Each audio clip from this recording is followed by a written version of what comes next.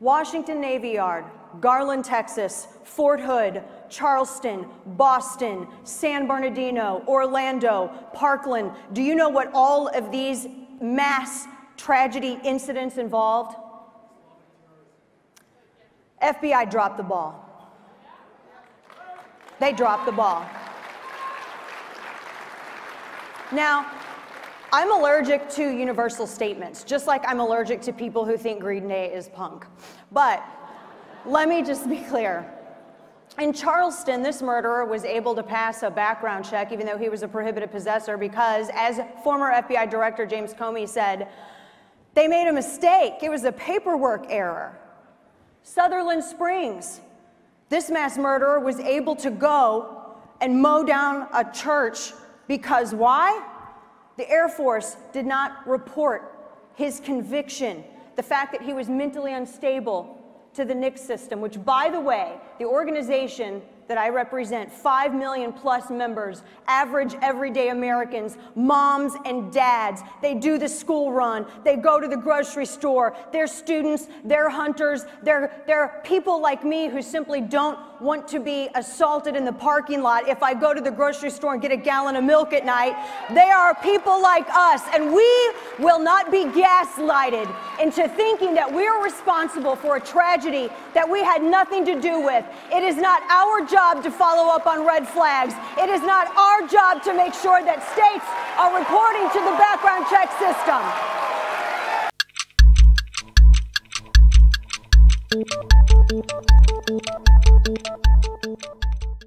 But I think society is more open to talking about it. In other words, Eric Bolling and Adrian Bolling's son died of an opioid overdose, and they're talking about it. That means everyone should talk about it. There's no embarrassment to talking about this. There's no scarlet A that should be on the chest of a parent who says, I talked to my kid about it. He says your kid has something going on. You may want to talk to yours too. It's okay. You'll save a life.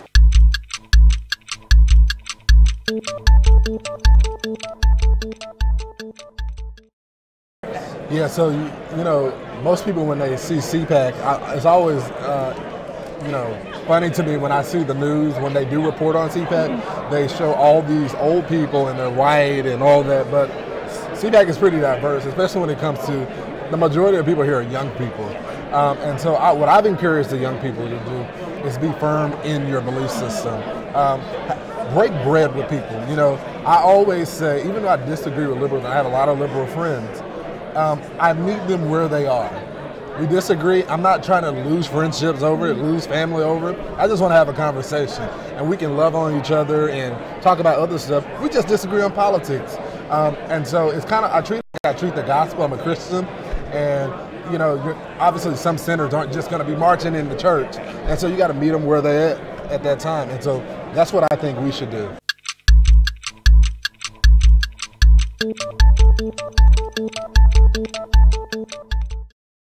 Here is the big secret to conservative success in 2016 and beyond. The era of political correctness is over.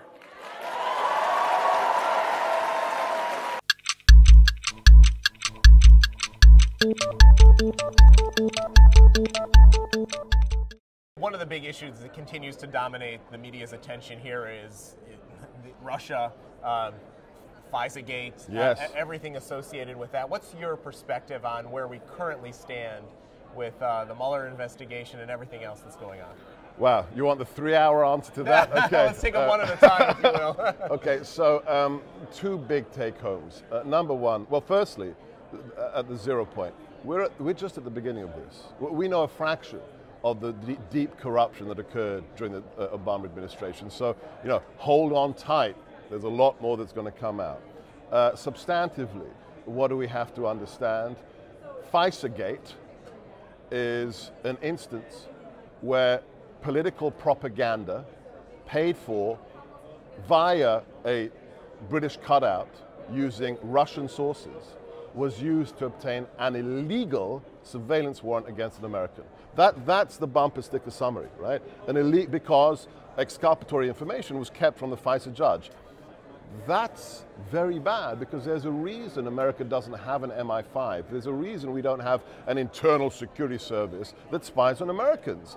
And under the last administration, we've politicized DOJ, FBI, IRS. I mean, really. So we have to get to the bottom of how deep that corruption is.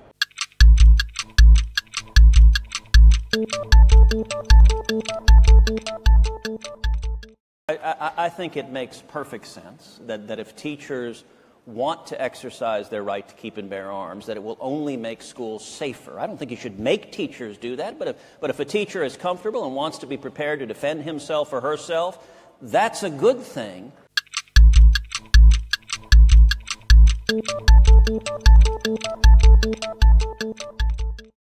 You all make me extremely proud and extremely happy and so filled with joy and optimism about where our country's going, about where we've been through struggles, through heartache, through sorrow, through great triumph.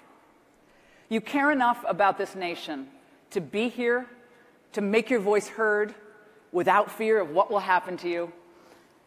On his deathbed, the old Republican Frederick Douglass was asked by a young man for career advice. Douglass replied, "Agitate, agitate, agitate."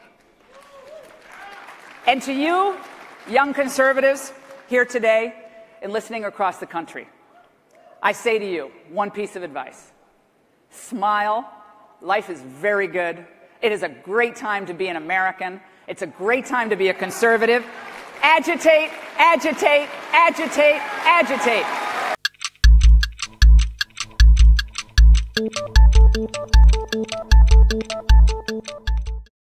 I am so tickled pink at the title, at the concept. I have been a problematic woman all my life, you know, and I'm doubly problematic for liberals. You know, I'm a female and I'm black, you know. What can they do with that?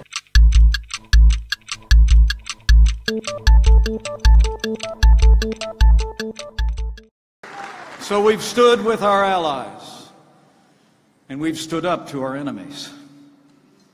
And nowhere is that more true than in the fight against radical Islamic terror.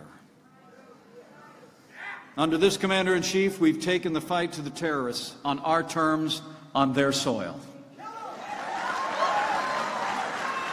Thanks to the courage of our armed forces and the leadership of this Commander-in-Chief, ISIS is on the run, their caliphate has crumbled, and we will not rest or relent until we destroy ISIS at its source, so it can no longer threaten our nation, our allies, or our way of life.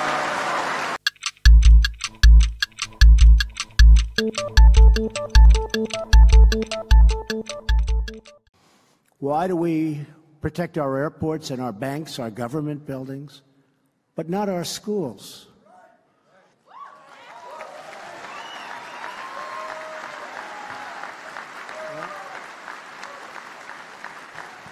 It's time to make our schools a much harder target for attackers. We don't want them in our schools.